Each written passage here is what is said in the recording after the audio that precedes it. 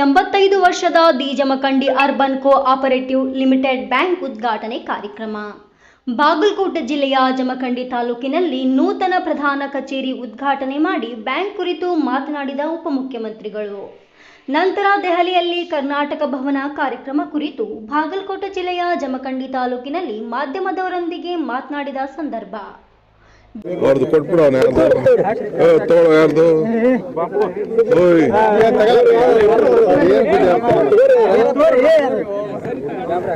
ಇವತ್ತು 85 ವರ್ಷದ ಹಿಂದೆ ಸ್ಥಾಪನೆ ಆದಂತ ಸಹಕಾರಿ ಕ್ಷೇತ್ರ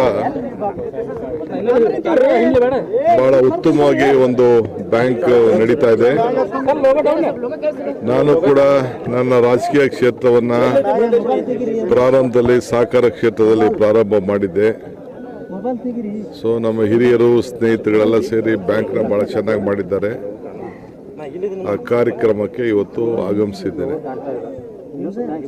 ಮುಖ್ಯ ಬಹಳ ದಿನದಿಂದ ನಾನು ಬರ್ತೀನಿ ಅಂತ ಮಾತು ಕೊಟ್ಟಿದ್ದೆ.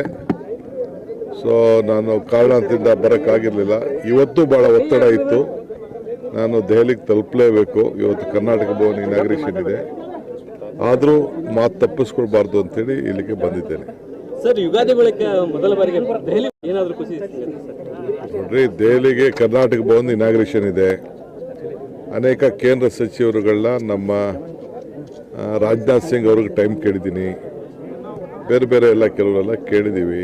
ಆಮೇಲೆ ಪಕ್ಷದ ಕೆಲವು ಅನೇಕ ವಿಚಾರಗಳು ನಮ್ಮ ವಿಧಾನ ಪರಿಷತ್ ಸದಸ್ಯರು ನಾಮಕರಣ ಮಾಡೋಂಥದ್ದೆಲ್ಲ ಇದೆ. ಅವೆಲ್ಲ ಕೂತ್ಕೊಂಡು ಚರ್ಚೆಯನ್ನು ಮಾಡಬೇಕಾಗಿದೆ. ಅದಕ್ಕೆ ಹೋಗ್ತಾ ಇದ್ದೀವಿ. ಈ 4 ಸ್ಥಾನಗಳಿಗೆ MLC ಸ್ಥಾನ ಖಾಲಿ ಇರುವಂಥ MLC ಸ್ಥಾನಗಳನ್ನು